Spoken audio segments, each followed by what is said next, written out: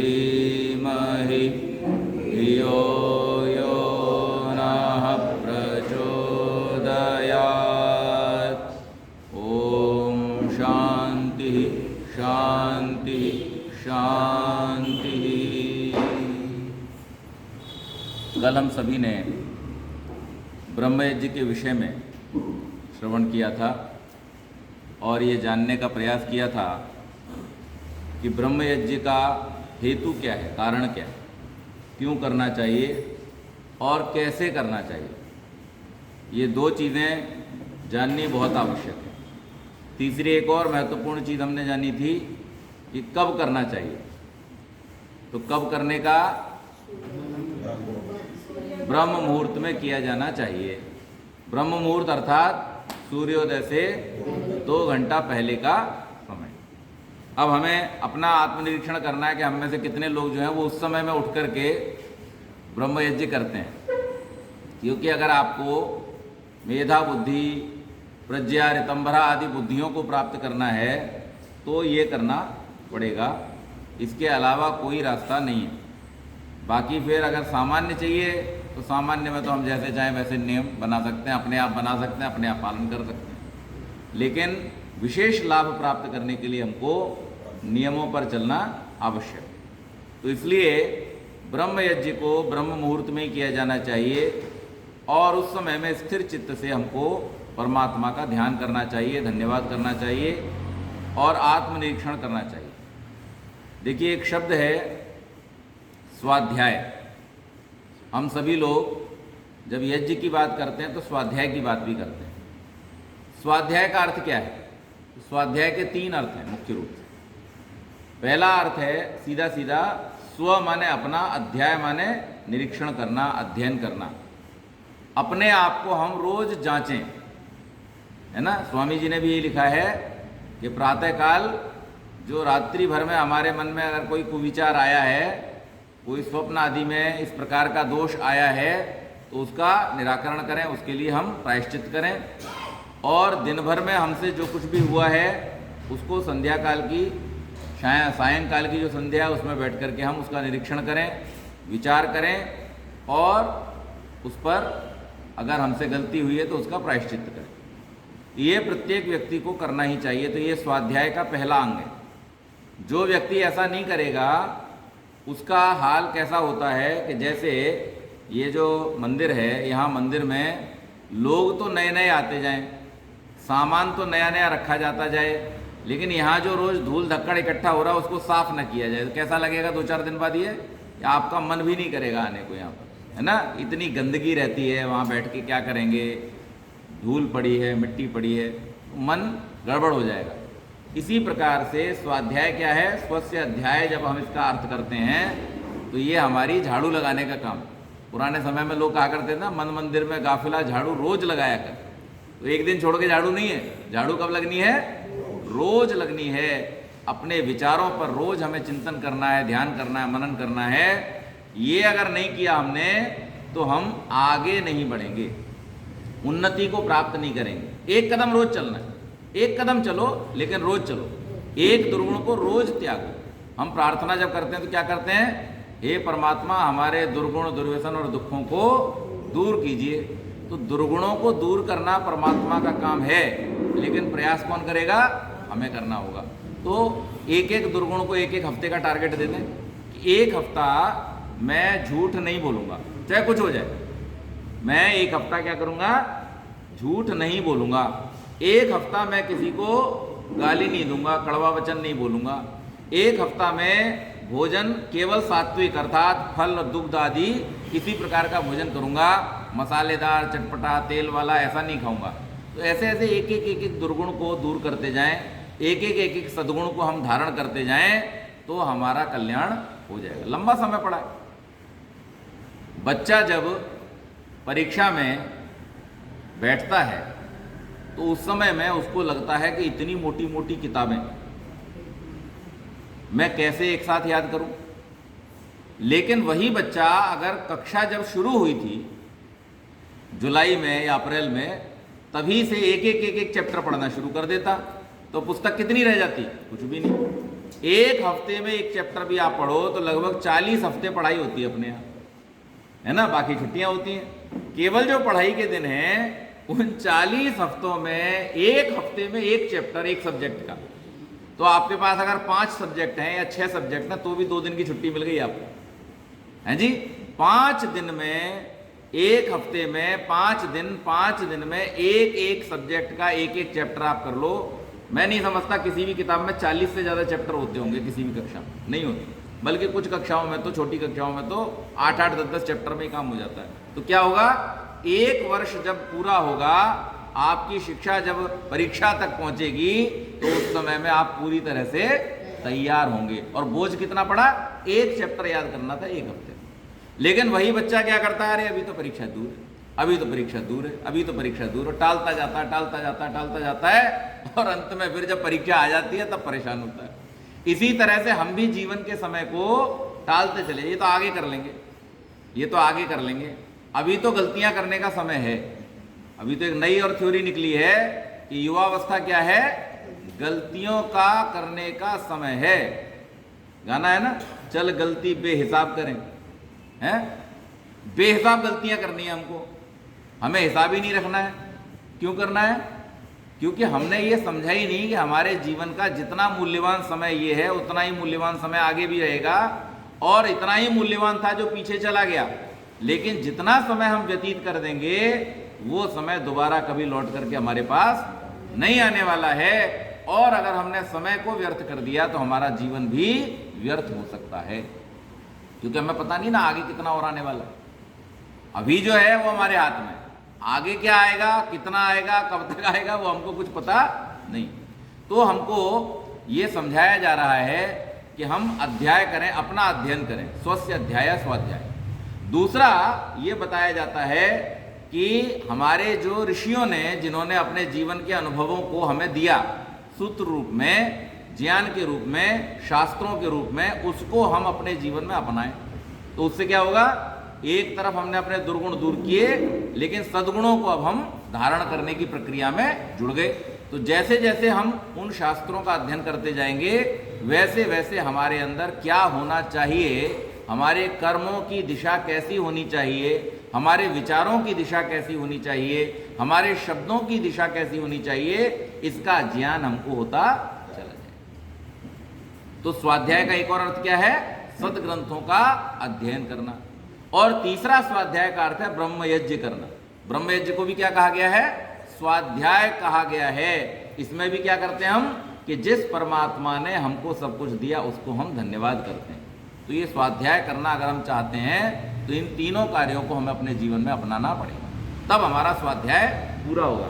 आमतौर पर केवल पुस्तक पढ़ लेने को लोग स्वाध्याय समझते हैं, और इसीलिए उनको पुस्तक से अक्षर ज्ञान तो हो जाता है, लेकिन जो उसका भाव उनके मन में आना चाहिए, जो विचार की प्रक्रिया शुरू होनी चाहिए, और जिससे उनको क्या होना चाहिए, विद्या की प्राप्ति होनी चाहिए, उनका उत्थान होना चाहिए, वो आमतौर पर होता नहीं है। क्योंकि वो हमारे दिमाग में सिर्फ बोझ बनता जाता है कि हमने ये किताब भी पढ़ ली, हमने ये किताब भी पढ़ ली, लेकिन उसका हमने क्या आगे की प्रक्रिया क्या क्या है, श्रवण, फिर मनन, तो मनन नहीं होता, फिर निधिध्यासन नहीं होता, फिर साक्षात्कार भी नहीं होता, तो हमें उसका लाभ पूरा नहीं मिल पाता। तो हमें ये चाहिए कि हम ये करें, और इसके बाद में फिर हम ज्ञानवान बनकर के देव यज्ञ से जुड़ें। देव यज्ञ केवल ज्ञानवान व्यक्तियों के निरीक्षण में ही होना चाहिए, उनकी देखरेख में होना चाहिए। क्यों? ब्रह्म यज्ञ आप स्वयं करते हो और ये केवल आपको प्रभावित करता है, लेकिन देव यज्ञ जब आप करते हो तो ये सबको प्रभावित करता है। जहां जहां तक उसकी वाष्प जाएगी, धूम्र जाएगा, वहां वहां तक वो लोगों को प्रभावित करेगा, प्राणियों को प्रभावित करेगा, छोटे मोटे जितने भी प्राणी हमारे आसपास हैं उन सबको प्रभावित करता है। तो इसलिए वहां सावधानी बहुत अधिक रखनी है, और इसलिए केवल और केवल विशेषज्ञों के निरीक्षण में ही या उनके परामर्श से ही हमें देवयज्ञ करना चाहिए।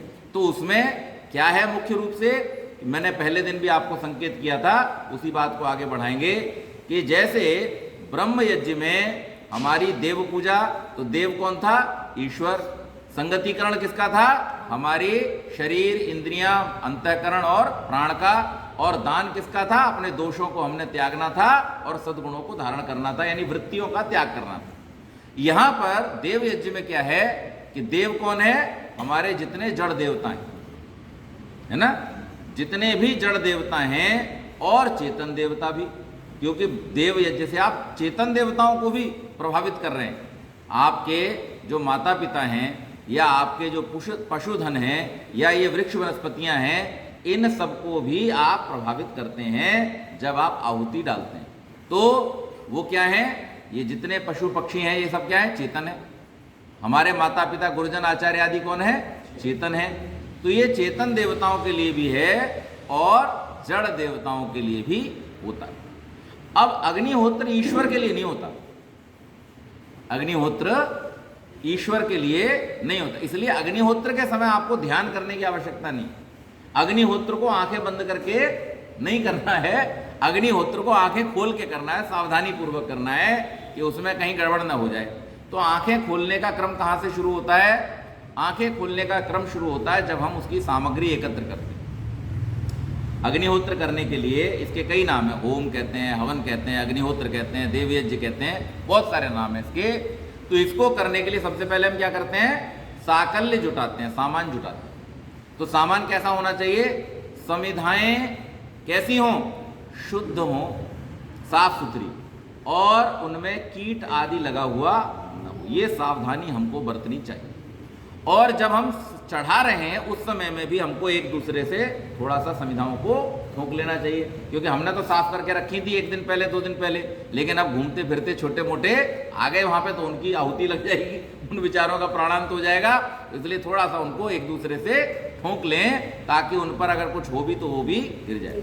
दूसरा, ऋषि व्यवस्था देते हैं कि पवित्र स्थान पर उगे हुए जो पेड़ हैं उनकी लकड़ी ही इस्तेमाल करनी चाहिए। ऐसा नहीं कोई गंदी संदी जगह से लेकर के आ गया, क्योंकि उसका प्रभाव है। हर पदार्थ में उसकी उत्पत्ति स्थान के गुण अवश्य होते हैं। जैसे व्यक्ति में परिवार से गुण आते हैं ना, संस्कार आता है, माता पिता से संस्कार और गुण आते हैं। केवल मात्र ये अपने वैचारिक नहीं, शारीरिक गुण भी आते हैं। आप किसी संतान को, उसके पिता को और संतान को देख करके फट पहचान सकते हो। आयुषी जी आती हैं, हरिपाल जी को कोई देख ले फट पहचान लेगा, इन्हीं की बेटी है। हमें कोई देख ले, हमारे पिताजी को देख ले, तुरंत पहचान लेगा ये बाप बेटे हैं। क्यों? कैसे हुआ ऐसा?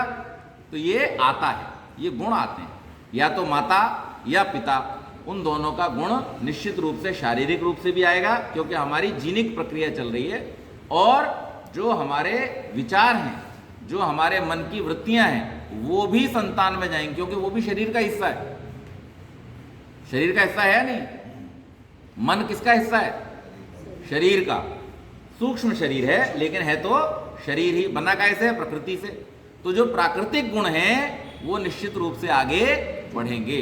तो इसलिए ये आवश्यक है कि जैसे हमारे गुण आगे संतान में जाते हैं, इसी प्रकार से जो पेड़, जो वृक्ष जहां जिस स्थान पर उत्पन्न होता है वहां का ही वो सब अवशोषण कर रहा है, और वहां से जो जल और वहां से जो ले रहा है वो सारे खाद्य पदार्थ, उन पदार्थों का गुण उसमें निश्चित रूप से आएगा। इसलिए ऋषि क्या कह रहे हैं कि जो शुद्ध स्थान पर उगी हुए पेड़ हैं उनकी समिधाओं को हम प्रयोग करते। तो ये थोड़ी सावधानी हमें बरतनी चाहिए, पहली बात। दूसरी बात, सामग्री के लिए, सामग्री भी जब हम बनाएं, साकल्य जब हम तैयार करें, तो उसमें भी हमें ध्यान रखना है कि जो व्यवस्था है, कौन सी व्यवस्था? 4 प्रकार के पदार्थों को ही उसमें रखना है। कौन कौन से 4 प्रकार के पदार्थ बतलाए हैं? तो 4 प्रकार के पदार्थ हमने बतलाए हैं। सबसे पहले हैं सुगंधि कारक, दूसरे हैं रोगनाशक, तीसरे हैं पुष्टि कारक, और चौथे हैं मिष्ट, मीठे। सुगंधि कारक पदार्थों में कस्तूरी आ गई, चंदन हो गया, कपूर कचरी हो गया, सुगंध वाला हो गया, सुगंध कोकिला हो गया। ये सब क्या है? सुगंधि कारक पदार्थ। और रोगनाशक पदार्थों में जटामासी हो गया, अरीठा हो गया, फिर आपका कोंच के बीज हो गए, है ना, ये सब क्या है? ये सब आपके रोगनाशक हैं।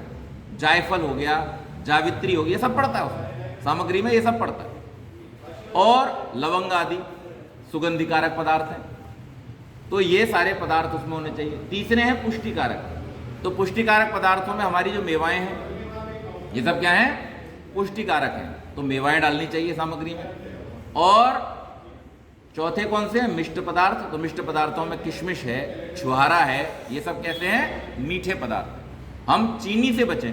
कुछ लोग आजकल मीठे के चक्कर में चीनी डाल देते हैं, तो चीनी नहीं मिलाइए। गुड़ भी अगर आपको विश्वास है कि ये 100% है तो मिलाइए, केमिकल वाला नहीं मिलाना है, क्योंकि केमिकल आप जलाओगे तो उससे हानि होने वाली, तो उसकी बजाय तो वो ना मिलाओ।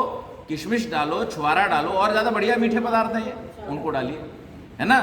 और कई बार अगर बृहत यज्ञ कर रहे हैं तो उसमें आप ताजे फल भी प्रयोग कर सकते हैं, फूल भी प्रयोग कर सकते हैं, है ना। तो ये व्यवस्था हमारे ऋषियों ने हमको दी है। इस व्यवस्था को सावधानी पूर्वक जानना चाहिए पहले तो, और जान करके तदनुसार सामग्री बनानी चाहिए। सामग्री में ये बात भी ध्यान रखें, कई बार बहुत दिनों की रखी सामग्री हो तो उसमें कीड़े फफूंद आदि लग जाता है, तो ऐसी सामग्री को भूल कर भी अग्नि में नहीं डालना। भले आप केवल घी से यज्ञ कर लेना, लेकिन अगर आपको पता चल गया सामग्री गड़बड़ हो गई है तो उसको साइड में रख दो। उसको फिर उसका प्रयोग क्या करेंगे? पंडित जी ये तो हम 30 रुपये, 40 रुपये, 50 रुपये, 100 रुपये किलो की सामग्री लाए, इसका हम क्या करेंगे? पौधों की जड़ में डाल दें, क्या बन जाएगी? खाद बन जाएगी। उसको एक बार थोड़ा पानी में मिला लें तो उसकी विकृतियां निकल जाएंगी। कीड़ों को तो धूप से निकाल दें, उन्हें मारे नहीं, और फिर उसे पानी में थोड़ा सा धो करके और डाल दें, हैं? उसका मन नहीं करता हवन करने, नहीं करना ही नहीं चाहिए, मन करे तो भी नहीं करना चाहिए, सब निकाल देना चाहिए। अच्छा, कई बार लोग एक और असावधानी बरत लेते हैं। वो क्या कर देते हैं कि घर में बहुत दिनों के रखे हुए कोई ड्राई फ्रूट्स हैं, अब इन्हें कोई खाएगा तो है नहीं, ऐसा बोलते हैं। मैं शब्द बता रहा हूँ कैसे बोलते हैं। अब इन्हें बहुत दिन के हो गए, कोई खाएगा तो है नहीं, तो क्या करें? चलो सामग्री में डाल दो। अच्छा, जैसी भावना है वैसा ही फल मिलेगा, जैसी आहुति है वैसा ही उसका प्रभाव होगा। तो इसलिए हमें इस बात का हमेशा ध्यान रखना है कि हम जो कुछ भी अग्नि में डाल रहे हैं, तो मैंने पहले ही संकेत किया कि देव यज्ञ भगवान के लिए नहीं है, देव यज्ञ हमारे लिए है ना। और जैसा हम उसमें डालेंगे वो लौट के किसे मिलने वाला है? हमें ही मिलने वाला है। इसलिए उसमें उत्तमोत्तम पदार्थों को डाला जाए। जब महर्षि दयानंद से पूछा गया कि भाई अग्नि में डाल करके व्यर्थ करते हो, इसकी बजाय तो खिला पिला दो, तो स्वामी जी कितनी सुंदर बात लिख रहे हैं, जो तुम पदार्थ विद्या को जानते तो ऐसा कभी न कहते, क्योंकि पदार्थ कभी नष्ट नहीं होता, बल्कि उसका स्वरूप बदल जाता है। अग्नि में वो सामर्थ्य है कि पदार्थों को सूक्ष्म करके वातावरण में फैला देता है, जिससे केवल एक व्यक्ति के स्थान पर अनेकानेक प्राणियों को लाभ प्राप्त हो जाता है। तो जिस पदार्थ को हम खाते हैं उसका 70% तो हमारी बॉडी में से बाहर ही चला जाता है। जो लोग व्यायाम आदि करके यौगिक क्रियाओं को करके थोड़ा ज़्यादा पचा पाते हैं, वो 40 से 50% पचा लेते हैं। फिर भी आपका 50% तो वेस्ट ही होना है, वो तो आपके मल के रूप में, मूत्र के रूप में निकल ही जाना है। तो जो अग्नि में आपने डाला वो क्या होगा? वो एकदम सूक्ष्म होकर के वातावरण में फैल जाएगा, और जितने जितने लोग उसके संपर्क में, उस वायु के संपर्क में आएंगे, सबको उसका लाभ मिल जाएगा। तो इसलिए ये सावधानी हमको बरतनी चाहिए। घी को हम कैसे तैयार करें? तो स्वामी जी लिख रहे हैं घी का संस्कार करो। अब हम लोग यज्ञ करते समय घी का संस्कार नहीं करते, घी को संस्कारित करना होता है। मैं करता हूं घर पे, घी को संस्कारित करना होता है। कैसे संस्कारित करेंगे? तो उसमें केसर, कस्तूरी, लवंग, इलायची, इस प्रकार की औषधियों को डाल करके उसे खौलाइए। चाहे तो आप जो अच्छी सामग्री आती है उस अच्छी वाली सामग्री को थोड़ा लेकर के, या आप खुद ही इन पदार्थों को ले आएं। अगर आपको उसकी लिस्ट चाहिए होगी वो भी मैं आप सबको दूंगा। उस लिस्ट के अनुसार हम जितना सामान ला सकते हैं उतना सामान हम एकत्र करें, और उस एकत्र किए हुए सामान को कूट लें थोड़ा सा। एकदम पाउडर बनाने की जरूरत नहीं है, महीन करने की जरूरत नहीं है, थोड़ा मोटा रहने दीजिए, और उसको फिर आप घी में डाल दीजिए। घी में डाल करके उसको खूब तपाइए। तो वो जो तपा हुआ पदार्थ है वो अपना सारा जो गुण है वो घी के अंदर छोड़ देगा, और फिर उसको छान लीजिए। छान करके वो जो बचा उस लड्डू को बना करके अवन कुंड में रख लीजिए, और उसके ऊपर आप केवल घी से आहुतियां दीजिए। सामग्री से आहुति देने में एक हानि होती है। सामग्री से अगर आपको आहुति देनी है तो सामग्री इतनी गीली हो कि उसमें से अगर हाथ में लें तो घी टपके। क्या? घी टपके। कारण क्या? कि जितने कण उसके हवा में उड़े वो हम लोगों के लिए प्राण घातक हैं। क्यों? क्योंकि नाक से होकर के वो कण जाएंगे और वो हमारे लंग्स को, हमारे फेफड़ों को हानि पहुंचाएंगे। क्योंकि कोई भी चीज जो सूक्ष्म हुए बिना अंदर चली गई है वो क्या करेगी?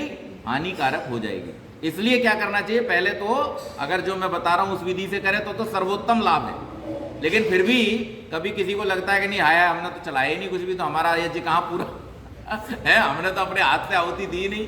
ये आजकल भावना थोड़ी सी लोगों की रहती है कि हमें अपने हाथ से आहुति देनी। इसीलिए एक और गलत परंपरा चल गई कि यजमान को उठा करके फिर बोलते हैं बाकी लोग आके आहुति दे लो, है ना। तो ऐसा नहीं होना चाहिए। यजमान जो आहुति देता है वो आप ही के लिए देता है, वो आपका प्रतिनिधि है उस समय, इसीलिए उसको यजमान, उसने धारण किया हुआ उस कार्य को। अब सब कलेक्टर थोड़ी होंगे। कलेक्टर कितने लोग होंगे? शहर के अंदर एक कलेक्टर होगा, वही सब जिम्मेदारियों को जो उसके अधीन आती है उनको निभाएगा। सब लोग चाहें कि हम कलेक्टर बन जाएं तो फिर तो काम चलने वाला नहीं है। तो हर व्यक्ति की अपनी अपनी जिम्मेदारी होती है। यजमान जो है वो आपका प्रतिनिधि रूप में यज्ञ कर रहा है। तो इसलिए हमें ये चाहिए, हाँ, सामग्री को कैसे डालें? तो उसको गीला कर लें और ये श्योर कर लें कि ये अब उड़ेगी नहीं। इसीलिए जो परिमाण है वो क्या है मालूम है? जितना घी आहुति के लिए हो उतना ही घी सामग्री में भी मिलाएं, और जितना घी का परिमाण उतना ही सामग्री का परिमाण हो। यानी 1 किलो घी से और 1 किलो सामग्री से जब आप यज्ञ करोगे तो कैसे करोगे? आधा किलो घी को उस 1 किलो सामग्री में मिला दो और आधा किलो से आप आहुति दो, तो आपको पूरा लाभ मिलेगा। या फिर पूरी 1 किलो सामग्री 1 किलो घी में डाल के उबाल लो और फिर उसको छान करके उस घी से करो, तो उसमें सारे गुण हैं, वो सामग्री का जो लाभ मिलने वाला है वो आपको मिलेगा और उस सामग्री का भी ज्वलन वहां पर हो जाएगा, जलन हो जाएगा। तो इस प्रकार से हमें ये करना चाहिए। समिधाओं का, सामग्री का और घृत का, इन तीनों का हमें विशेष ध्यान रखना होता है। अब चौथा है स्थान। स्थान कैसा हो? तो स्थान पवित्र होना चाहिए। कहीं भी बैठ के हवन नहीं कर सकते। स्थान पवित्र होना चाहिए, साफ सुथरा बढ़िया स्थान होना चाहिए। और उस स्थान पर दोनों प्रकार से कर सकते हैं। यदि आपके घर में परमानेंट वेदी बना रखी है, जैसे यहाँ हमारी यज्ञशाला बनी हुई है, तो उसमें करें। अन्यथा एक सुंदर हवन कुंड ले लें। कौन सा? उत्तम उत्तम कैसे होगा? कि सोने का सबसे उत्तम है, नहीं तो चांदी का ले लें, नहीं तो कम से कम तांबे का ले लें, है ना। लोहे को इग्नोर करें, क्योंकि लोहे के करने में उतने गुण नहीं आते। वो केवल फिर आपको समिधा सामग्री के गुण मिलेंगे, लेकिन तांबे आदि के यज्ञ कुंड में करने से आपको और भी अधिक उसकी गुणवत्ता बढ़ जाएगी। तो इसमें करें। और अगर नहीं हो रहा है तो फिर लोहे का ही ले लें, कोई दिक्कत नहीं है। मिट्टी का जैसे चाहे वैसे कर सकते हैं, लेकिन उसका स्थान शुद्ध होना चाहिए, यज्ञ कुंड शुद्ध होना चाहिए। राख में हवन न करें। हम लोग कई बार हवन कुंड में राख पड़ी हुई है और उसी में हम शुरू कर देते हैं और ऊपर से समिधा धर देते हैं। ये कभी ना करें। साफ करके, स्वच्छ करके एकदम यज्ञ कुंड को साफ सुथरा करके ही यज्ञ करना चाहिए। ये बहुत आवश्यक है और उससे क्या होगा? आपको पूरा पूरा लाभ मिलेगा, है ना। हवन कुंड कैसा हो, किस प्रकार का हो? तो उसका परिमाण ऐसा हो कि नीचे 1/4 और ऊपर 4 गुना। यानी अगर ऊपर 1 फुट है तो नीचे 3 इंच होना चाहिए। 12 ऊपर 3 नीचे, और उसकी जो ऊंचाई है वो भी कितनी होनी चाहिए? 1 फुट होनी चाहिए। तो जितना चौड़ा हो उतना ही लंबा हो और उतना ही ऊंचा हो या गहरा हो, और नीचे 1/4 हो। तो इस तरह का जो परिमाण का यज्ञ कुंड बनता है, उसमें यज्ञ जो होगा उसमें आपको धुएं आदि का दोष नहीं आएगा, क्योंकि प्रॉपर वेंटिलेशन उसमें बन जाएगा। ये पिरामिडिक जो स्ट्रक्चर बनती है, इसके कारण से उसमें स्वयं में एक ऊर्जा उत्पन्न होती है। आप लोग जो ये स्ट्रक्चर है ना यज्ञ कुंड की, पिरामिडिक स्ट्रक्चर, ये सामान्य नहीं है। तांबे का आप पिरामिडिक हवन कुंड ले लें और उसके अंदर आप अपनी छुरी रख दें प्रतिदिन 2-3 घंटे के लिए, आपकी छुरी की धार कभी कम नहीं होगी। इतनी तीक्ष्णता उसके अंदर उत्पन्न होती है। ये ऐसा ही नहीं है, ये बड़ा वैज्ञानिक है। क्यों हो रहा है वो? क्योंकि उसके अंदर जो वाइब्स बनती हैं उस स्ट्रक्चर के कारण, केवल कुछ आपको करना नहीं है उसमें, केवल मात्र उस रखी हुई स्ट्रक्चर के अंदर इस प्रकार की तरंगें उत्पन्न होती हैं कि उसके द्वारा अंदर ही अंदर आपका जो छुरी चाकू है उसकी धार पैनी होती जाएगी। एंगल तो जल जाएगा, हैं? उसको पकड़ने वाला एंगल तो जल जाएगा। नहीं, जलेगा नहीं, जलेगा नहीं। ठंडे में हवन कुंड जलते में नहीं रखना है, ठंडे हवन कुंड में, अच्छा, खाली हवन कुंड में। मैं आपको उसकी तीक्ष्णता बता रहा हूं कि उसके अंदर ये कैपेसिटी है। तो उसमें जब हम यज्ञ करते हैं तो वो हमारा अनंत गुना उसकी शक्ति को बढ़ा देता है। आप जो एक बार यज्ञ करते हैं, यानी अगर मान लें हम आधा किलो घी से हमने हवन कर दिया, तो इसके माध्यम से जो चेन शुरू होती है वातावरण में, तो वैज्ञानिकों ने उस चेन के ऊपर पूरा काम किया है और उन्होंने ये पाया कि 10,000 लोगों को जितनी ऑक्सीजन चाहिए वो एक बार किए हुए यज्ञ की चेन श्रृंखला से उत्पन्न हो जाती है। ऐसी वातावरणीय चेन को ये पैदा कर देता है, क्योंकि ये केवल मात्र जो हमें गैसें उत्पन्न होती दिखाई दे रही इतना ही नहीं है, ये पूरी एक वातावरण में श्रृंखला चलती है। जैसे सूर्य पर जो ऊर्जा उत्पन्न हो रही है वो वास्तव में क्या है, लगातार सूर्य के अंदर क्या होते रहते, कोलिजन होते रहते हैं, विस्फोट हो रहे हैं, विखंडन की प्रक्रिया हो रही है और संघनन की प्रक्रिया हो रही है। तो ये संघनन और विखंडन जो लगातार हो रहा है, इसके कारण से वहां विस्फोट होते रहते हैं और उन विस्फोटों के कारण से इतनी भयानक ऊर्जा उत्पन्न होती है कि जो हमारे यहाँ कितनी दूरी से 14.5 करोड़ किलोमीटर दूर है, यहाँ से छोटा मोटा नहीं, 14.5 करोड़ किलोमीटर दूर हमसे यहाँ से सूर्य है। उस 14.5 करोड़ किलोमीटर दूर से भी हमको जून का महीना जब आता है तो हम फिर बस आश्रय ढूंढते हैं, बर्दाश्त नहीं होता है जी। तो ये क्यों हो रहा है, क्योंकि वहां पर लगातार ऊर्जा उत्पन्न हो रही है। इसी प्रकार से ये जो यज्ञ है, इसके माध्यम से एक ऐसी श्रृंखला तैयार होती है वातावरण में कि उस श्रृंखला से 10,000 आदमियों के लिए जो आवश्यक ऑक्सीजन है। अब सोचिए, प्रतिदिन अगर लोग घरों में यज्ञ करें और हर व्यक्ति हवन करे तो वातावरण कैसा बढ़िया बना रहेगा और वातावरण ठंडा बना रहेगा। सबसे बड़ी बात यह है कि जितना जितना ऑक्सीजन की मात्रा बढ़ेगी वातावरण में, उतना उतना वातावरण कैसा रहेगा, ठंडा रहेगा। क्योंकि ऑक्सीजन क्या है, प्राण वायु है जो जल को धारण करती है, H2O। तो हाइड्रोजन जो मौजूद है वातावरण में, उसको धारण करने की कैपेसिटी किसमें है, प्राणवायु में है। और जल प्राणवायु को धारण करता है, प्राणवायु जल को धारण करती है और इसके द्वारा हमारा वातावरण ठंडा रहता है। इसीलिए जहां पर अधिक वृक्ष होते हैं वहां पर गर्मी नहीं होती। क्यों? क्योंकि वो लगातार ऑक्सीजन छोड़ते हैं। अब कई बार लोगों को ये भ्रम हो जाता है, इस प्रकार की आपत्ति या इस प्रकार की शंका उनके मन में होती है कि हम लकड़ियों को जला रहे हैं, घी को जला रहे हैं, सामग्री को जला रहे हैं और इससे बहुत सारी अग्नि उत्पन्न हो रही है। अग्नि से जो गैसें बन रही हैं या जो वातावरण तैयार हो रहा है वो तो गर्म वातावरण तैयार हो, ठंडा तो हो नहीं रहा। तो उनको ये समझना चाहिए कि वहां पर तात्कालिक रूप से तो आपको वो गर्म दिख रहा है क्योंकि अग्नि जल रही है तो गर्म होगा ही होगा, लेकिन वास्तव में उसका जो प्रभाव है वो प्रभाव कैसा है, वो प्रभाव शीतकारी है, वो शांतिकारी है, वो व्यवस्थाकारी है। और जैसी जैसी व्यवस्था हमको वातावरण में चाहिए वैसी वैसी व्यवस्था करने का सामर्थ्य अग्नि के अंदर है। क्योंकि अग्नि क्या है, अग्नि में भेदक क्षमता है। स्वामी जी ने एक शब्द प्रयोग किया है कि अग्नि के अंदर क्या है, भेदक क्षमता है। तो अग्नि में जिस पदार्थ को डाला जाता है वो उसके परमाणुओं को केवल सूक्ष्म नहीं करता बल्कि उनमें तीव्रता भी प्रदान कर देता है और उस तीव्रता के द्वारा उसमें जो भेदक शक्ति आती है उस भेदक शक्ति से वो वातावरण को ठीक कर देते हैं, रोगाणुओं को नष्ट कर देते हैं। तो ये बात हमें समझनी चाहिए, ये बात हमें जाननी चाहिए कि हम जब अग्निहोत्र करने बैठे तो उसमें कितनी सावधानी आवश्यक है, क्योंकि इसका प्रभाव दीर्घकालिक होने वाला है। संविधाओं में भी हम केवल आम पर निर्भर न रहें। आम तो इसलिए है क्योंकि वो आम है, सब जगह उपलब्ध है ना, लेकिन वास्तव में और बहुत सारी संविधाएं हैं जिनको हम प्रयोग कर सकते हैं। और उसमें भी जो सबसे उत्तम संविधाएं वो कौन सी हैं, वड़, गूलर और पलाश। क्यों?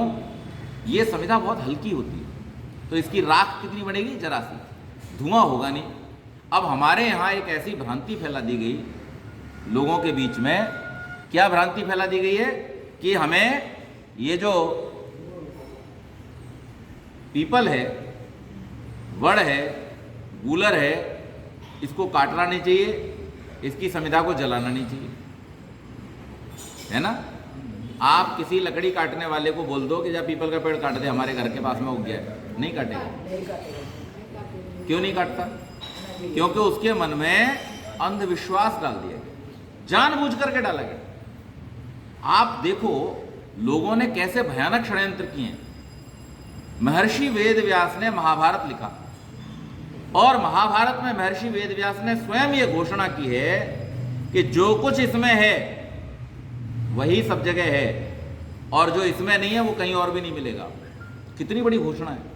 कोई कवि ये बात कहे, कोई ऋषि इस बात की घोषणा करे कि मैंने इसके अंदर सर्व विद्याओं को रखा है, जो कुछ भी संसार की विद्याएं हैं वो सब इसमें हैं और जो इसमें नहीं वो बाहर भी कहीं नहीं मिलेगा।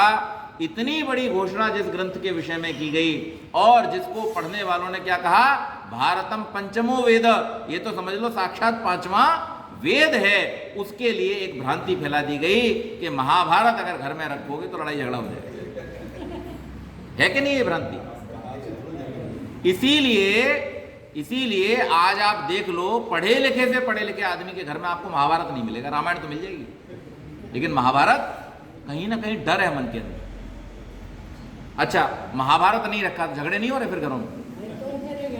क्योंकि झगड़ती किताब थोड़ी है, झगड़ती किताब नहीं है, झगड़ते तो हम हैं। लेकिन अगर हम उस ग्रंथ को समझ लेते, अगर हम उस ग्रंथ को जान लेते, उसकी विद्याओं को पढ़ लेते, तो हमें पता चलता कि हमारे जीवन का किस प्रकार का निर्वाह हमको करना चाहिए और हमारे क्या ज्ञान विज्ञान थे पुरातन, हमारे ऋषियों की कितनी मजबूत संस्कृति थी। और उसमें तो एक और बात पता चल जाती है हमको क्या क्या हमें नहीं करना चाहिए, कि अगर हम वेद की आज्ञा के विरुद्ध चलते हैं तो हम भले कितने ही विद्वान सही, लेकिन फिर भी हमको हानि उठानी पड़ती है और बड़ी बड़ी हानियां उठानी पड़ती। तो पीपल की, बड़ की, गूलर की, पलाश की ये जो समिधाएं हैं ये कैसी हैं? हल्की हैं। इनके अंदर दूध की मात्रा अधिक होती है और दूध की मात्रा अधिक होने के कारण से, है जी, हाँ, बादाम के पेड़ की भी ले सकते हैं, बहुत हल्की होती है।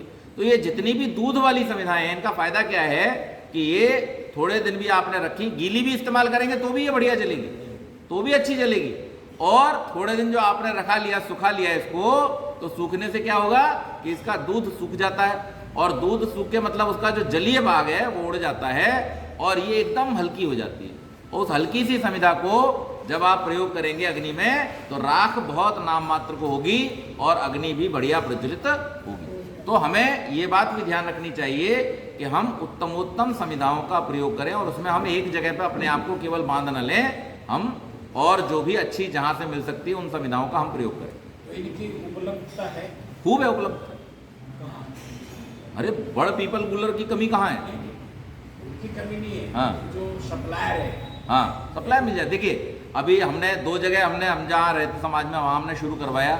आप अगर वहाँ जाएंगे बुलुंड कॉलोनी समाज में तो वहाँ पे भूपेश जी जो है उन्होंने कह रखा है लोगों को कि कहीं पर भी अगर आप पीपल का या बड़ का, इस प्रकार का, कोई बड़ का तो कम काटते हैं लेकिन फिर भी छटाई वगैरह होती है, तो बोल के रखा, थोड़ा प्रयास जोड़ना पड़ेगा उसके साथ में। तो बहुत सारे पेड़ जो कटते कटाते हैं उसका वो उनको कांटेक्ट कर लेते हैं, वो अपना मंगवा लेते हैं। उन्होंने मशीन ला के रखी हुई है वहाँ पे, सेवक जो है उनकी तो समिधाएं तैयार कर देते हैं। इसी तरह हमने जब चेंबूर आर्य समाज में तो गर्ग साहब ने भी आसपास के जितने थे सबको बोल के रखा है कि भाई कहीं से भी पीपल की या बड़ की समिधा कहीं छटाई वटाई होती है आपकी तो वो हमको बताइए। आप भी बोल देंगे या 2-4 लोगों को, वो शुरू हो जाएगा, आपको वो देना शुरू कर देंगे। तो उनको तो कहीं ना कहीं अब वो क्या करते हैं, वो या तो ये टाल पे बेच देते हैं और नहीं तो वो फिर ऐसे ही फेंक फाक देते हैं। वो क्या करेंगे उसका, या बेच बाज लेते हैं जो ईंधन का काम करने वाले लोगों को, भट्टी वालों को कमर्शियल्स में तो बेचती भी है जी। तो वो ज्यादा मात्रा में कहाँ मिलेगी? नहीं, अब ज़्यादा थोड़ा सा प्रयास करना पड़ेगा, पता ही करना पड़ेगा। आसपास के गाँव में भी पता कर सकते हैं, वो सब मिल जाता है। कोई ऐसी अनुपलब्धता वाली कोई बात नहीं। आपके यहाँ तो खूब रहती है मुलुंड कॉलोनी में, तो जब से बताया तब से पहले वो भी डरते थे। हाँ, जब हमने उन्हें 2013 में हमारा उनका संपर्क हुआ, हमने उन्हें बताया तो तब से उनका डर खत्म हो गया। तो तब से उन्होंने इस्तेमाल करनी, पीपल नहीं जलाते थे, पीपल नहीं जलाएंगे। लेकिन सबसे बढ़िया जलाने के लिए तो वही था। खैर अस्तु, हम आगे बढ़ते हैं इसमें बात में। तो ये बात हमको ध्यान रखनी चाहिए। अब आते हैं हम क्रिया विधि पर। ये तो हो गया सामान्य। क्रिया विधि में भी हमारे साथ में बहुत सारी त्रुटियां हो जाती हैं। क्रिया विधि महर्षि ने दी है सबसे पहले क्या, मैंने पहले दिन भी आपको संकेत किया था कि सबसे पहले ऋषि कहते हैं संकल्प करिए। आपको प्रतिदिन यज्ञ करते समय क्या करना चाहिए, संकल्प करना चाहिए। संकल्प पाठ करने से क्या होता है, मर्यादा पुरुषोत्तम राम आज से कितने वर्ष पहले हुए, 6-7 हजार साल पहले बताया। हाँ जी 5000 पहले तो महाभारत तो उससे पहले के हैं। उससे पहले। एक आयु है। अब देखिए आप इसको समझिए, हम अगर अंग्रेजी कैलेंडर जिसके हिसाब से आजकल हम चल रहे हैं तो ये तो 2023 साल पहले था ही नहीं, तो उससे पहले की कोई भी कल्पना उन लोगों ने कर ही नहीं पाई, तो वो ऐसे ही उल्टे सीधे उन्होंने नंबर फेंक दिए हैं 2000 साल पहले, 5000 साल पहले, 10,000 साल पहले। लेकिन ये सब गड़बड़ है। हमारे ऋषियों ने जो ज्योतिषीय गणना दी है वो प्रामाणिक है। क्यों प्रामाणिक है, मैंने पहले दिन भी संकेत किया था, क्योंकि वो सृष्टि चक्र के साथ में जुड़ी हुई है। अब सृष्टि संवत कौन सा चल रहा है, 1,96,53,123 वर्ष हो गए। कितने हो गए, 1,96,53,123 वर्ष। अब इसका विभाजन कैसे होता है हमारे यहाँ, तो वो भी परंपरा बहुत सुंदर दी हुई है कि दिवस है, दिवस से फिर अर्धमास है, पक्ष जिसे बोलते हैं, पक्ष से फिर माह है, माह से संवत्सर है, संवत्सरों से मिलकर के क्या बनता है, संवत्सरों से मिलकर के बनता है युग। तो हमारे यहाँ 4 युग हैं, कौन कौन से, सतयुग, त्रेता, द्वापर और कलयुग। अब इनकी अवधि है, अपनी अपनी अवधियां हैं सबकी। तो कलयुग की अवधि है 4,32,000 वर्ष, 4,32,000 वर्ष, ये कलयुग की अवधि है। दूसरा द्वापर है, इससे द्वापर की अवधि जस्ट डबल कर दीजिए तो कितना हो गया, 8,64,000। त्रेता का 3 गुना कर दीजिए, 12,96,000, और सतयुग का 4 गुना कर दीजिए, 17,28,000। ये हमारे युगों की अवधि है। और इन चारों को मिलाकर के क्या होता है, एक चतुर्युगी बनती है। एक चतुर्युगी की पूरी आयु कितनी है, 43,20,000 वर्ष। और इन 43,20,000 वर्ष में जो एक चतुर्युगी बनती है, ऐसी 1,000 चतुर्युगियां जब होती हैं तो वो है एक सृष्टि का समय। उसको कितना हो गया, 4,32 वर्ष। कल बतलाया था मैंने, कितनी सुंदर गणना है, एकदम सिंक में है, एकदम सब एक दूसरे के साथ में जुड़ी हुई हैं। अब इसमें एक चीज और होती है, मनवंतर। तो 71 चतुर्युगियों का एक मनवंतर होता है। अब हम जो है कौन से मनवंतर में बैठे हैं, वैवस्वत मनु में बैठे हैं। हम लोग कहते हैं ना अष्टाविंशतितमे, तो उससे पहले हम क्या बोलते हैं, तत्सत श्री ब्रह्मणो द्वितीय प्रहरार्धे वैवस्वत मनवंतरे। तो वैवस्वत का, और ये कौन सा है, 7वां मनवंतर है। कौन सा है ये, 7वां मनवंतर है। अष्टाविंशतितमे, अष्टाविंशति मतलब 7वें मनवंतर में 71 में से 28वीं चतुर्युगी चल रही है। ये जो 43,20,000 की एक चतुर्युगी होती है, ऐसी कितनी चतुर्युगियां होती है एक मनवंतर में, 71 चतुर्युगियां होती हैं एक मनवंतर में। और उसमें से कौन सी चल रही है अभी, 28वीं चतुर्युगी चल रही है। 28वीं चतुर्युगी के कलयुग में हम हैं, ये खत्म होने वाली है ना। कलयुग के बाद में फिर नई 29वीं चतुर्युगी शुरू हो जाएगी। तो अगर हम गणना देखें तो यहां पर 43,20,000 वर्ष की एक चतुर्युगी होती है। हम 28वीं चतुर्युगी में हैं, और रामचंद्र जी का जो जन्म हुआ था वो 24वीं चतुर्युगी में हुआ था। कौन सी में, 24वीं चतुर्युगी में। तो हम अगर आज से वर्षों की गणना करें तो लगभग 1,81,00,000 वर्ष पहले रामचंद्र जी का जन्म हुआ था। कितना पहले, 1,81,00,000 वर्ष पहले। अब वैज्ञानिक इस बात को मानते नहीं थे। ये देखिए बड़ी मजेदार बात है, पहले क्योंकि सारे के सारे ईसाइयत से प्रभावित थे, क्रिश्चियनिटी का इतिहास 5,000 साल से पहले जाता ही नहीं है। वो तो कहते हैं महाभारत पहले, रामायण बाद में हुई।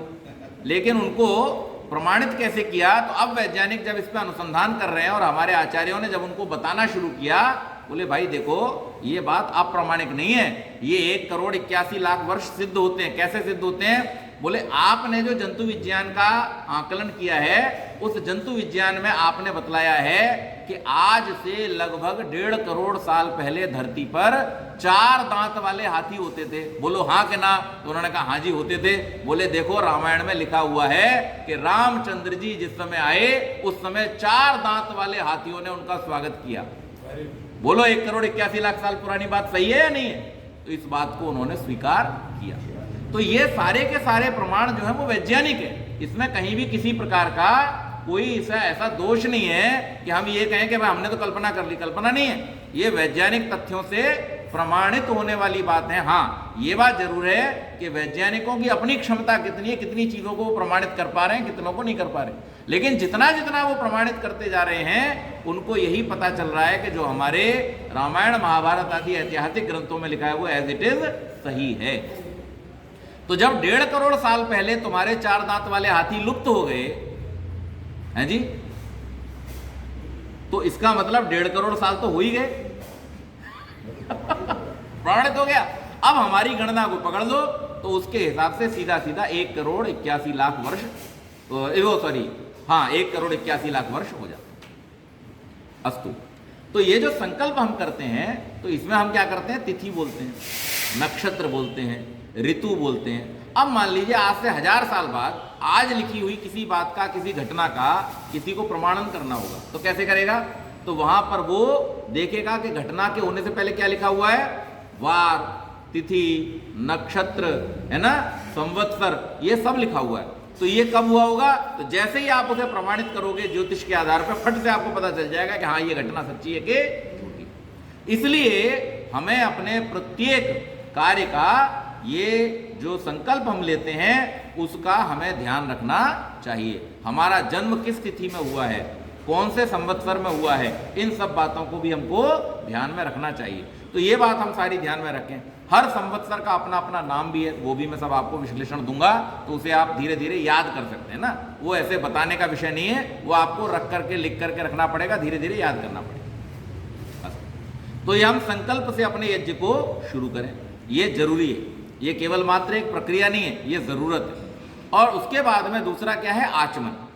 अब यहां हमने एक चीज देखी है कि हम आचमन कब करते हैं? बीच यज्ञ में करते हैं। बीच यज्ञ में भी आवश्यकता है तो आप कर सकते हैं, लेकिन शुरुआत में आचमन करना आवश्यक है। तो आप संकल्प करने के बाद में प्रार्थना से पहले क्या करें? आचमन करें। और यहां तो संध्या भी हो चुकी होती है तब तक, तो इसलिए उस समय तो करना ही करना चाहिए।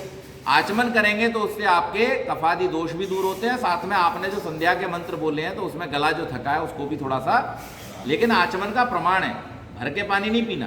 तो अपनी जो चम्मच है ना, इतना ही परिमाण है कि कंठ तक केवल क्या हो जाए, गीलापन पहुंच जाए, उससे नीचे न जाए, कंठ तक पहुंचे पानी, इतना ही पानी पीना। और उस आचमन को करते समय हमें इस बात का ध्यान रखा है कि जो प्रार्थना वहां पर की गई, प्रार्थना क्या की गई है? हे परमेश्वर, आप अमृत हो और हमारे आधार हो। अमृता अमृतो उपस्तरणमसि, आप हमारे उपस्तरण हो, आधार हो। अच्छा, दूसरे भौतिक अर्थ में अगर देखें तो जल अमृत भी है और हमारा आधार भी है। पृथ्वी काहे पे तैर रही है? 2/3 तो जल है, तो उस जल पे ही तो तैर रही है ना पृथ्वी। तो हमारे जीवन का आधार भी क्या है? जल है। तो हम भौतिक अर्थ में लें या आध्यात्मिक अर्थ में लें, दोनों ही स्थितियों में परमात्मा को आधार माने और इस जल को भी अपने जीवन का आधार माने, और इसको कैसा बना के रखें? अमृतमयी बना करके रखें, इसको दूषित न होने। जल पृथ्वी में, पृथ्वी जल में वो वाष्प आदि का काउंट करेगा? नहीं, वो तो है ही है। वैसे भी जो पृथ्वी का हिस्सा है, धरती जो हिस्सा, ठोस जो हिस्सा है, वो द्रव के ऊपर है। अच्छा, आधार द्रव है, जल है। 2/3 जल है और 1/3 पृथ्वी। वो तो पॉसिबल है, बर्तन में जैसे गिलास होता है। हाँ, तो गिलास में ज्यादा पानी आ सकता है? नहीं आ सकता। लेकिन जो पृथ्वी में गड्ढा है उसी में समुद्र है। नहीं, पृथ्वी में गड्ढा नहीं है। आप देखो, सृष्टि क्रम समझना पड़ेगा आपको। देखिए, ये आपको कैसा है, आपको थोड़ा सृष्टि क्रम समझना पड़ेगा। सृष्टि क्रम किस प्रकार से मालूम है? सृष्टि क्रम आप समझ लेंगे तो आपको आश्चर्य नहीं होगा कि पानी पे पृथ्वी कैसे टिकी है। अब वो समझिए आप। इस संसार में सबसे पहले जो प्रकृति के 3 गुणात्मक परमाणु थे वो जुड़े। ओके। तो प्रकृतेर महत, महतो अहंकारा, अहंकारात पंच तन्मात्रा। अब ये जो पंच तन्मात्रा बनी उनसे पंच महाभूत बने। तो पंच महाभूत किस प्रकार से बने? सबसे पहले क्या बना? आकाश, आकाश से वायु, वायु से अग्नि, अग्नि से जल और जल से पृथ्वी। तो ठोस की जो रचना हुई है वो जल से हुई है, इसलिए ठोस हमेशा जल के अंदर ही रहेगा। और उससे ज्यादा सूक्ष्म क्या है? अग्नि है। जल से सूक्ष्म क्या है? अग्नि। अब आपको यह सोचकर के आश्चर्य होगा कि अग्नि से जल कैसे पैदा हो गया? अग्नि तो जल को सुखा देती है, लेकिन वास्तव में अग्नि से ही जल की उत्पत्ति हुई है। तो ये बहुत सूक्ष्म विज्ञान है। अस्तु, तो जैसे मैं क्या बतला रहा था आपको? आचमन। तो आचमन में हमारा आधार क्या है? जल है। और जल हमारे जीवन का भी आधार है, हमारा भी आधार है, और वो परमात्मा भी अमृत है। तो दोनों स्थितियों में इस प्रकार का हम ध्यान रखें और जल को शुद्ध रखने का प्रयास करें। ये हमारे मन में भावना होनी चाहिए, जल को दूषित न करें। और जल ही हमारा अपिधान है, अर्थात आवरण है। अगर इस पृथ्वी के ऊपर से जो जल की लेयर हैं वातावरण में वो हटा दी जाएं तो सूर्य की किरणें सब कुछ जला देंगी। ये सूर्य की किरणों को अवशोषित करने का काम कौन करता है? जल।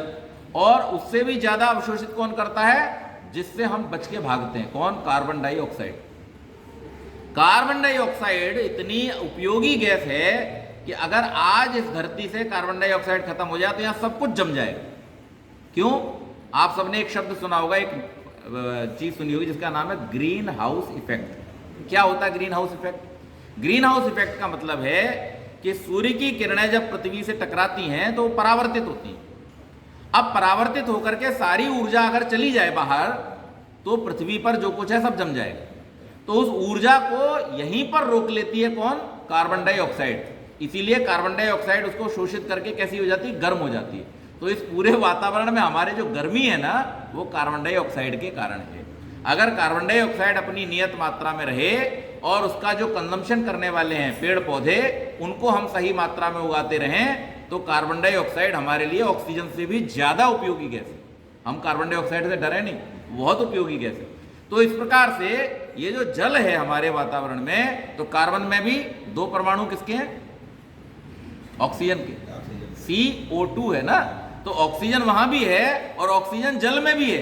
तो ये ऑक्सीजन को, प्राणवायु को धारण करने वाले ये जो पदार्थ हैं, इनको हमें ध्यान में रखना चाहिए, इनका संरक्षण करना चाहिए। तो हम वहां पर ये प्रार्थना कर रहे हैं कि हे परमेश्वर, आप हमारे आवरण हो। वहीं साथ ही साथ में जल को भी हम अपना आवरण जानते मानते हुए, जो अरुणा बोल रहा था मैंने, वातावरण में फैला हुआ जल है। और इसके बाद में फिर परमात्मा से प्रार्थना कर रहे हैं, सत्य, यश, कीर्ति आदि जितने पदार्थ हैं वो सब आपके दिए हुए हैं, वो हमारे पास कैसे हो? श्रयताम, स्थिर रहने वाले हो। हम अपने पदार्थों को स्थिर रख पाएं, या हम उन पदार्थों को प्राप्त करें जो स्थिर रहें हमारे पास। हमने अगर क्षणिक चीजें, शुरू में मैंने बताया था आपको, क्षणिक आने जाने वाली चीजों में अपना ध्यान केंद्रित किया तो समझ लीजिए हमारा दुख बढ़ेगा, सुख नहीं बढ़ेगा। लेकिन जो स्थिर रहने वाली चीजें, विद्या स्थिर रहती है। विद्या आपने प्राप्त कर ली, कौन चुरा लेगा? कौन छीन लेगा आपसे? धन तो आता जाता रहता है। चरित्र, सदाचार, ये सब स्थिर रहने वाली चीज। वृत्तम यत्नेन संरक्षेण वित्तम आयाति याति च। वृत्त अर्थात चरित्र को यत्नेन संरक्षित, यत्न पूर्वक उसकी सुरक्षा करो। वित्तम आयाति याति च, धन तो आता जाता रहता है। अक्षीणो वित्तता क्षीणो, अगर किसी का धन चला गया तो उससे कुछ उसका बिगड़ता नहीं है विशेष, लेकिन वृत्त तस्तु हतो हता, लेकिन अगर किसी व्यक्ति का चरित्र चला गया तो उसका सब कुछ नष्ट। तो आचमन को सावधानी पूर्वक करें। और आचमन की विधि मैंने बतला दिया आपको कि जल कितना हो? कंठ तक पहुंचे। और उसके बाद में फिर हम जब प्रार्थना करें तो प्रार्थना में स्वामी जी ने क्या रखा है? स्तुति, प्रार्थना और उपासना, ये क्रम रखा है। स्तुति मतलब परमात्मा के गुणों को पहले गाना है, परमात्मा के गुणों में अपना ध्यान लगाना है। गुणों में ध्यान लगाने से क्या होगा? स्तुति करने से क्या होगा? उसके गुणों में हमारी प्रीति होगी। प्रीति होने से क्या हो जाएगा? हमें परमात्मा के प्रति प्रेम बढ़ेगा। परमात्मा के प्रति डिवोशन जिसे बोलते हैं वो हमारा बढ़ता जाएगा। और उस डिवोशन के बढ़ने से क्या होता है, जितना जितना हम डिवोटेड होंगे तो हमारे जीवन में आने वाले कष्टों में भी हमको कोई की समस्या नहीं। तो स्तुति करें। स्वामी जी जब वेद मंत्र का अर्थ कर रहे हैं तो विश्वानि देव सवितर दुरितानि परासुव, परमात्मा के लिए वहां पे क्या शब्द प्रयोग किया गया है, देव सवितः। लेकिन स्वामी जी उसका अर्थ क्या कर रहे हैं, स्वामी जी उसका कितना सुंदर अर्थ करते हैं, हे सकल जगत के उत्पत्ति करता। सविता का अर्थ क्या है, उत्पन्न करने वाला, सकल जगत के उत्पत्ति करता। फिर देव का अर्थ क्या कर रहे हैं, समग्र ऐश्वर्य युक्त शुद्ध स्वरूप और सब सुखों के दाता। ये क्या कर दी, स्तुति कर दी। ये परमात्मा की हमने स्तुति की। और जब ये चार बातें हमने बोली तो इन चार बातों को बोलते समय हमारे मन में कितना सुंदर भाव आया, हमारे मन में आया भाव कि उत्पन्न भी परमात्मा ने किया है, सुख भी वही दे रहा है, दोषों को दूर करने वाला भी वही है, दुखों को दूर करने वाला भी वही है, और जितना कुछ ऐश्वर्य संसार में है उसका देने वाला भी वही है। फिर हम उससे कहते हैं, हे परमेश्वर कृपा करके हमारे समस्त दुर्गुण दुर्व्यसन और दुखों को दूर कर दीजिए। क्या हो गया, प्रार्थना। और फिर तीसरा क्या है, उपासना। उपासना करते हुए हमने क्या कहा, और जो कुछ कल्याणकारक गुण कर्म और स्वभाव हैं वो हमको प्राप्त कीजिए। तो प्राप्त करने के लिए क्या करना पड़ेगा, उसके पास बैठना पड़ेगा, तो उपासना। एक ही मंत्र में स्तुति भी है, प्रार्थना भी है और उपासना भी है। तो ये स्तुति प्रार्थना और उपासना हमें इसी भाव के साथ करनी चाहिए कि मंत्रों के अर्थों को अपने मन में विचार करते हुए हम ये करें। और उसके बाद में जो आहुतियां हमें देनी है उन आहुतियों का भी मात्रा है। यज्ञ में अग्निहोत्र में हम जो आहुति देते हैं उन आहुतियों की मात्रा बतलाइए, कितनी मात्रा होनी चाहिए। घी कितना दें, कितनी आहुति है पंडित जी, 1 माशा। घी और सामग्री की आहुति की मात्रा कितनी बतला दी, 1 माशा। अब 1 माशा समझ लें कैसे होगा, आपके ये जो सुरवा है ना ये थोड़ा छोटा पड़ जाता है, जो बड़ा वाला सुरवा है वो मात्रा घी के लिए उपयुक्त है। जो एक 2 तरह के सुरवे हैं ना यहाँ पर, एक तो छोटा वाला एक बड़ा वाला। तो जो बड़ा वाला सुरवा है वो परिमाण ठीक है, उतना घी और उतनी ही सामग्री, तो आप इतनी उठाएं। अब जैसे बहुत सारे पंडित लोग जो है वो बताते भी हैं, चारों तरफ से पड़ रहा है तो मतलब चौथाई डाल। हाँ, तो चारों तरफ से घी भी पड़े तो चारों तरफ से सामग्री भी पड़े, और चौथाई। तो थोड़ा मात्रा में ले, नहीं जैसे अपना बड़ा यज्ञ कुंड है तो बड़े यज्ञ कुंड के लिए 4 लोग बैठे ना तो मात्रा उतनी रखें, उतनी मात्रा रखें। अब उसका अगर चौथाई करोगे बहुत कम हो जाएगी। तो 4 जगह से घी चढ़ा रहे हैं, जितना परिमाण घी का है उतना ही सामग्री का होना चाहिए। अब यहाँ पे हम गलती क्या कर देते हैं, कॉर्नर पे भी लोग बैठ जाते हैं, कोने पे नहीं बैठना। कोने पे बैठ करके आहुति नहीं देनी, ये विधान के भी विरुद्ध है और ये विज्ञान के भी विरुद्ध है। तो कैसा होगा, 4 लोग घी चढ़ाने बैठे हैं, 4 ही लोग सामग्री चढ़ाएं और उतनी मात्रा में चढ़ाएं। फिर कोई कह सकता है कि आधी चढ़ा दें तो कोने में बैठ जाए, नहीं, कोने में बैठना विज्ञान के भी विरुद्ध है और विधान के भी विरुद्ध है। तो कॉर्नर में बैठना ही नहीं है, 4 दिशाओं में ही केवल बैठना है, इससे ज्यादा लोगों को बैठना नहीं। और आहुति जो है वो आपने दी के बराबर वाले ने दी, आपको कोई हानि नहीं होगी, पूरा लाभ मिलने वाला है। 1 मिनट, जो वो हवन हो गया, हवन तो जो बाद में आते वो भी उसमें आहुति दे देते। हाँ, वो वहीं आ रहा हूँ, अभी तो चल रहा है हवन, फिर मैं आपको बताता हूँ, वहां पर भी आता हूँ। तो इस प्रकार से हमें आहुति देनी। अब समिधाएं कैसे लगाएं, हमें यज्ञ कुंड में समिधाएं लगाना नहीं आता, हम कैसे भी लगा देते हैं। तो आरंभ में हमको कितनी समिधाएं लगानी है, 8 समिधाएं लगानी। कितनी, 8। 3 प्रकार की समिधाएं होती हैं, नोट कर लें इस बात। 3 प्रकार की समिधाएं हैं। पहली समिधा का नाम है इद्म। कौन सी है, इद्म, ईधम, इद्म। दूसरी है सामधेनी, जो 3 समिधाएं हम छोड़ते हैं ना उनका नाम क्या है, सामधेनी। और तीसरी है पारिधेय, जो बाद में हमको आवश्यकता पड़ती है रखने की, तो उनको जो बाद में रखेंगे एडिशनल, उनका नाम क्या है, पारिधेय। वो बड़े यज्ञ में आवश्यकता पड़ती है, दैनिक में तो पड़ेगी नहीं। तो 8 समिधाएं मिनिमम लगाइए अग्न्याधान के पूर्व, और 8 समिधाओं के ऊपर फिर वो जो 3 समिधाएं हैं उनकी आहुति दे दीजिए। और समिधाएं भी कैसे लगानी है, तो हम क्या करते हैं कि जो सामधेनी समिधा है उसको ऐसे ही फेंक देते हैं। कुछ लोग तो और बढ़िया काम करते हैं, बीच में ऐसी खड़ी रख देते हैं, ये गलती कभी नहीं करते। अग्निहोत्र में कभी भी खड़ी समिधा का प्रयोग नहीं करना है। वो हमेशा कैसी रखी जाएगी, तो एक पूर्व की ओर मुंह करके, दूसरी भी पूर्व की ओर मुंह करके, और एक दक्षिण की ओर या उत्तर की ओर मुंह करके। यानी एक उत्तर में रखनी है ऐसी, आप अगर पूर्व की तरफ मुख करके बैठे हैं तो आपके सामने एक लेफ्ट में रखनी है पहली समिधा, दूसरी राइट में रखनी है, और तीसरी सामने उत्तर दिशा, ये पूर्व दिशा में रखनी है, उत्तर की तरफ उसका घी करके। ऐसे समिधाओं को लगाना है। और बैठा मुंह है मेरा, हाँ, उस तरफ रखने की। हाँ, जैसे आप अगर बैठे हैं पूर्व में मुंह करके, हाँ। तो पहली रखनी है लेफ्ट में।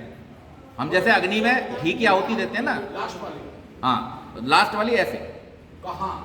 सामने पूर्व दिशा में, मेरे सामने दो है। पूर्व दिशा में, आपके सामने पूर्व दिशा में। एक इधर सुनोगी, एक इधर रखी, एक इधर रखी, एक अपने सामने रखो। हाँ। है ना? मतलब मेरी साइड वाला जो आपकी साइड वाला नहीं, अपोजिट साइड वाला। अब समझ हाँ, समझ गए ना? तो पूर्व में देखिए, आप जब पूर्व की तरफ मुख करके बैठते हैं तो आपके बाईं ओर उत्तर होता है, दाईं ओर दक्षिण होता है, सामने पूर्व होता है। तो पहली समिधा उत्तर में रखनी है, दूसरी समिधा दक्षिण में रखनी है, और तीसरी समिधा पूर्व में रखनी है। आप पश्चिम में, तो अपनी तरफ नहीं रखनी, ऐसे रखनी। और जब भी आवश्यकता अनुसार समिधाएं लगानी हो तो लगाने का भी क्रम क्या रहेगा, चौकोर, दो ऐसी दो ऐसी। इसके अलावा बीच में डालना, फेंकना, उल्टी सीधी रखना, टेढ़ी रखना, ये सब गड़बड़ काम है। और हाँ जी, जी जी, जैसे अभी चारों तरफ से भी तीन तीन समिधा चढ़ा रहे हैं, हाँ वो ठीक है, हाँ, तो वो भी वैसे ही रखें। पहले तो नहीं करना चाहिए, करना नहीं चाहिए। लेकिन अगर कर रहे हैं तो भी वो चौकोर में ही रखना है, उसको भी फेंकना नहीं है। उसको कैसे रखना है, चौकोर में।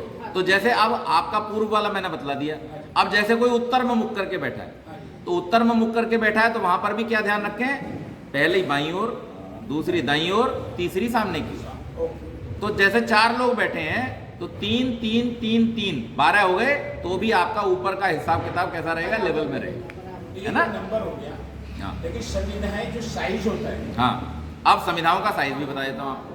जैसे आपको ये जो यज्ञ है अपना, इसमें जो मेन संविधाएं आप रख रहे हैं इद्म वाली, वो थोड़ी सी बड़ी होनी चाहिए। मतलब आप यज्ञ कुंड के परिमाण के हिसाब से उनको ले सकते हैं। तो जैसे अपना यज्ञ कुंड थोड़ा बड़ा है तो 16 अंगुल की संविधा आप ले सकते हैं, है ना? 16 अंगुल तक की संविधा, ये 8 हो गए, इसके ऊपर 8 और इसके ऊपर 8, मतलब इतना बड़ा संविधा आप ले सकते हैं, 1 फुट के करीब करीब। और उसके बाद में ये जो संविधाएं हैं ये 8 अंगुल की रहेंगी। कौन सी? छोटी वाली। अच्छा, इसकी जो आकृति भी होनी चाहिए वो कैसी होनी चाहिए, मंदिर जैसी आकृति होनी चाहिए। जब हम संविधाओं का चयन करें तो यानी नीचे वाली संविधाएं सबसे मजबूत और मोटी होनी चाहिए, और ऊपर वाली संविधाएं क्रमशः छोटी होनी आनी चाहिए, पिरामिड बनाना। पिरामिड जैसा बनाना। तो यज्ञ कुंड के अपोजिट पिरामिड बनेगा। अब लोग उसकी अपॉर्चुनिटी का फायदा क्या लेते हैं, क्योंकि यज्ञ कुंड ऐसा है तो वो संविधाएं भी ऐसी ही लगाते हैं, नीचे छोटी ऊपर बड़ी। उसकी वजह से क्या होता है, जैसे ही अग्नि प्रज्वलित होती है वो धस जाती है और फिर धुआं होता है। और जब मैं लगाती हूँ तो लगाना कैसे है, नीचे बड़ी संविधा लगानी है और ऊपर छोटी, ताकि वो अग्नि उसी प्रकार से प्रज्वलित हो। ये हमें अग्नि के समय में ध्यान रखना चाहिए। और उसके बाद में जो आहुतियां हम देते हैं या इसके जल प्रसेचन जो हम करते हैं, तो जल प्रसेचन में भी ये बात ध्यान रखनी चाहिए कि पहला जो प्रसेचन है वो किधर होगा, पूर्व दिशा में। किधर? लेफ्ट से राइट की ओर, यानी किधर? दक्षिण से उत्तर की ओर। और दूसरा होगा पश्चिम दिशा में, जिधर यजमान बैठा है वहां कैसे होगा, दक्षिण से उत्तर की ओर। यानी उनका ये हाथ पड़ेगा, इनका ये हाथ उल्टा पड़ेगा। ये कब करना है, मंत्र के बोलने के बाद। कई बार लोगों को जल्दी रहती है कि मंत्र खत्म नहीं हुआ लेकिन डाल दिया, ऐसा नहीं करना। कोई भी क्रिया, आचमन भी करना है मंत्र समाप्त होने के बाद, अंग स्पर्श भी करना है तो मंत्र समाप्त होने के बाद करना है मंत्र। अच्छा, आप लोग कई बार सोचते होंगे कि पुरोहित लोग पहले कर देते हैं, उसका कारण क्या बताता हूँ। क्योंकि हम बता रहे हैं, तो हम जब बता रहे हैं मंत्र होने के बाद में, तो उसके बाद में आपको फॉलो करना है, तो इसलिए हम थोड़ा सा पहले करते हैं। लेकिन आपको उसी समय नहीं करना, आपको मंत्र पूरा होने के बाद ही करना है, क्योंकि निर्देश देने वाला पहले निर्देश देगा। इसी प्रकार से स्वाहा भी जब आहुति देते हैं हम, तो आहुति देते समय जब स्वाहा बोल दें तब आहुति दें, उससे पहले आहुति नहीं दें। बहुत सारे लोग पहले ही छोड़ देते हैं, स्वाहा बाद में होता है, घी पहले पहुंच जाता है, सामग्री पहले छूट जाए, उन्हें लगता है कि रेस में सबसे आगे मैं ही निकल जाऊं, लेकिन वो प्रक्रिया गलत है। हमें स्वाहा के बाद ही, यानी मंत्र समाप्त होने के बाद ही प्रक्रिया को करना है। तो इसी प्रकार से जल प्रसेचन, इसी प्रकार से आहुतियों का ये रहेगा।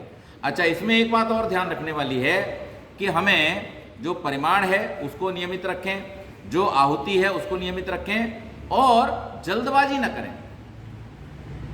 कई बार हम समिधा डालने में जल्दबाजी करते हैं, अग्नि बढ़िया जल रही है, हमने ऊपर से समिधा रख दी, इससे क्या होगा, इससे वो क्रम बिगड़ जाता है, उसका जो प्रज्वलन हो रहा है बढ़िया प्रकार से वो बिगड़ जाता है। अच्छा, कुछ लोगों को ये जल्दी रहती है कि अब हमने कपूर तो डाल दिया लेकिन समिधाएं अभी तक जली नहीं, तो 5 बार अयंतित महात्मा जो मंत्र बोलते हैं हम लोग, उसमें 5 में लगभग धीरे धीरे पूरा अग्नि प्रज्वलित हो जाती है। लेकिन कुछ लोग और कपूर डालो, जल्दी से जलाओ, बहुत तेजी से जल जाए, ऐसा नहीं करना। वो अग्नि जो है, अगर आपने समिधाओं को व्यवस्थित रखा है तो अच्छे प्रकार से प्रज्वलित होगी, उसमें कपूर से जो आहुति देनी है उस प्रकार से दें, लेकिन उसमें जल्दबाजी किसी प्रकार की न करें। विलंब कब होगा, जब आप खड़ी समिधाएं रख दोगे तो फिर विलंब होगा, तो वो करने की जरूरत नहीं है। बीच में समिधाएं आप उसी प्रकार से लगाएं। तो ये एक बात। एक और जो बहुत बड़ी समस्या है वो भी मैं यहाँ पर संकेत कर देना चाहूँगा कि किसी भी समय किसी भी यज्ञ में अग्नि को कुरेदना नहीं चाहिए, कभी भी। ये कुछ लोगों ने एक बड़ा भारी भ्रम फैला दिया है, भ्रांति फैला दी है कि हिला दोगे तो बहुत अच्छे जलेगी। वो अच्छे नहीं जलेगी, वो धुआं करने वाली हो जाएगी। आपको अगर यज्ञ में धुएं से बचना है और अग्नि को ठीक प्रकार से प्रज्वलित होने देना है तो आप उसको जलने दें, उसमें किसी प्रकार की कुरेदा करादी न करें। हाँ, समिधाओं को ठीक प्रकार से लगाएं। अगर आपने समिधाएं ठीक प्रकार से लगाई हैं, अग्नि कभी भी बुझेगी नहीं और धुआं भी होगा नहीं। मैं आपको करके दिखा सकता हूं कि जरा भी धुआं नहीं होगा और पूरा यज्ञ समाप्त हो जाएगा, जरा भी धुआं नहीं होगा। लेकिन आप उसमें बीच में कुछ भी कुरेदा करादी न करें। जैसे ही हम कुरेदते हैं, होता क्या है कि वो एक स्ट्रक्चर बन के तैयार हो रही है। हमने जो समिधाएं लगाई हैं और उसमें जो सामग्री आहूत हो रही है, जो घी आहूत हो रहा है, वो एक स्ट्रक्चर बन के तैयार हो रहा है और हम क्या करते हैं, उस बिल्डिंग को गिरा देते हैं। और जब हम उसको गिरा देते हैं तो क्या होता है, वो धंस जाती है। तो जो उसकी हवा, जो वेंटिलेशन होना चाहिए था, वो वेंटिलेशन समाप्त हो जाता है। अब इसको आप 2 तरीके से समझ लें। पहले तो आपने ये क्रिया विधि के साथ में छेड़छाड़ की, लेकिन आपने अनायास ही क्या कर दिया, क्रिया विधि के साथ छेड़छाड़। मैंने कल क्या बतलाया था, पाप किसी को मारने में नहीं है, पाप किस में है, विधि के विरुद्ध चलने में, विधान के विरुद्ध चल। कल बतलाया था ना आपको कि जो मांसाहार है वो पाप नहीं है। पाप क्या है उसमें, किसी को मारना। आप अगर सत्यार्थ प्रकाश भी पढ़ोगे तो स्वामी जी ने इस बात को लिखा है कि अगर कोई ऐसे लोग जो जंगलों में बस रहे हैं या जहां पर अन्न शाक आदि की उपलब्धि नहीं हो रही है और आपत्ति काल में या कोई मरे हुए प्राणियों को उन्हें खाना है तो वो खा सकते हैं, मार के न खाए। मारना पाप है, विधान के विरुद्ध चलना। अब लेकिन उनको शारीरिक दोष तो लगेगा। अगर उन्होंने विधान के विरुद्ध मांस खाया है तो स्वास्थ्य पर तो जो हानि होनी है वो होगी, लेकिन फिर भी वहां वो मारने के पाप से बच जाएंगे। मारना पाप होता तो मैं जैसे कल कहा था कि शेर जो है वो मार मार करके रोज खाता है, भेड़िया मार मार करके रोज खाता है, तो क्या वो रोज पापी होता जा रहा है? नहीं, तो स्वभाव है उसका। हवन की बात चली, मैं एक बात पूछना चाहती हूँ जी, समझ जाती बीच में। नहीं बोलिए ना। अकेले को जब अकेला हवन करता है उसको कैसे करना? मैं तो गांव में अकेली करती हूँ जी, उसके लिए। हाँ, अकेले जब हवन कर रहे हैं तो वही मैंने जो आपको शुरू में बतलाया कि घी को संस्कारित कर लीजिए। नहीं, अकेले को आहुति कैसी देनी चाहिए? दोनों देनी चाहिए, सामग्री की भी और मैं वही तो बता रहा हूँ। आप सामग्री को घी में तपा लीजिए, अलग से सामग्री डालने की जरूरत ही नहीं है। अच्छा। और वो जो बची सामग्री है उसको पहले से ही रख दीजिए उसमें। जब समिधाएं लगाए ना तो लड्डू जैसा बना के बीच में रख दीजिए, बस हो गया काम। आप अकेले घी से आहुति दीजिए, पूरा लाभ मिलेगा, बल्कि ज्यादा लाभ मिलेगा। और जो हानि होती है सामग्री उड़ने से वो नहीं होगी। तो इस प्रसेचन भी खुद ही कर सकते हैं? हाँ, कर सकते हैं। और देखिए, जल प्रसेचन जो करना है वो नाली भरनी नहीं है, वो क्या करना है, छिड़कना है। कैसे छिड़कना है उसका एक तरीका है, और क्यों छिड़कना है वो भी समझ लें। जब हमारी अग्नि प्रज्वलित होती है तो वातावरण में जो ऑक्सीजन है उसको वो खींचती है। अग्नि किसको खींचेगा? ऑक्सीजन। अग्नि के जलने के लिए 3 चीजें चाहिए। हम लोगों को जब फायर फाइटिंग सिखाई जाती है तो 3 चीजें चाहिए उसको। क्या क्या चाहिए? पहली चीज चाहिए उसको ऑक्सीजन, दूसरी चीज चाहिए उसको ईंधन, सबसे पहले ऑक्सीजन। जहां ऑक्सीजन नहीं होगी, निरा ईंधन रखे रहो आप, अग्नि जलेगी नहीं। तो सबसे पहले ऑक्सीजन, दूसरे नंबर पे ईंधन जिससे वो बढ़ती जाएगी, और तीसरा स्पेस, जितना स्थान मिलता जाएगा वहां फैलती जाएगी। जलने के लिए ऑक्सीजन चाहिए, बढ़ने के लिए ईंधन चाहिए, फैलने के लिए स्थान चाहिए। तो अगर आपको कहीं आग लग गई है, उसको बुझाना है, तो क्या करोगे? सबसे पहले तो आप ऑक्सीजन की सप्लाई बंद कर दो अगर संभव है। ऑक्सीजन की सप्लाई बंद नहीं कर सकते तो जो आगे सामान रखा हुआ है जो जल सकता है उसे हटा दो, और नहीं तो क्या करते हैं? कंबल डालते। कंबल क्यों डालते हैं? कि स्पेस जो था, जो स्थान मिल रहा था वो स्थान ढक दिया, बंद कर दिया। तो जैसे आप सिलेंडर में आग लग जाए तो क्या करो?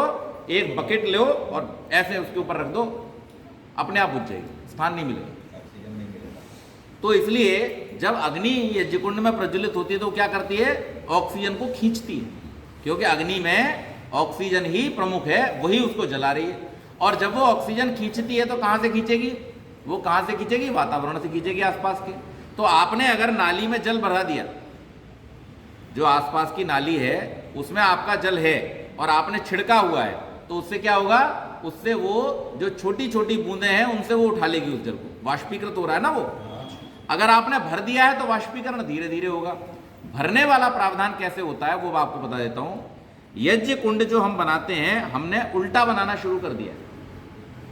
यज्ञ कुंड जो जमीन में बनाया जाता है, तो जमीन में यज्ञ कुंड जो बनाते हैं वो कैसा होता है कि ऊपर चौड़ा होता है, अंदर जमीन के अंदर गहरा होता है, और इसलिए जो नाली बनाई जाती है वो ऊपर बना दी जाती है।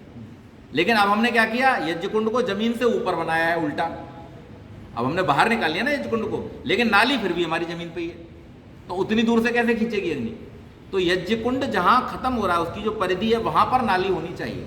मैंने बड़ोदरा में जो आर्य समाज है वहां पर वो यज्ञ कुंड बनवाया उस तरीके का कि जहां पे ऊपर यज्ञ कुंड समाप्त हो रहा है, जैसे अपने यहाँ ये ऊपर तीसरी जो वेदी है, परिधि है, मेखला है, इसके पास में होना चाहिए ताकि अग्नि के संपर्क में वो जल आए। तो वहां जल भरने का फायदा है। यहाँ पे आपको क्या करना है? छिड़कना है, क्योंकि अभी आपके पास वहां पे डायरेक्ट अग्नि के संपर्क में जल नहीं आ रहा। तो जल का छींटे देने हैं और जल को फिर भर देना है। तो प्रसेचन के समय में आप छींटे दें। नहीं, अभी तक तो ये सोचते थे कि भाई जो कीट है इधर उधर से, उसकी वजह से। ये अलग ही बात है, बहुत अच्छी। ये स्वामी जी को आप पढ़ेंगे, ऋषि दयानंद को पंचमहायज्ञ विधि में, तो आपको पता चलेगा, और अन्य ग्रंथों में भी उन्होंने इसके बारे में बतलाया। तो इसका जो वैज्ञानिक विधान है वो ये है, इसलिए वो जल रखा जाता है ताकि ऑक्सीजन की कमी वहां पर न होने पाए। तो ये हमें इस बात का भी ध्यान रखना है।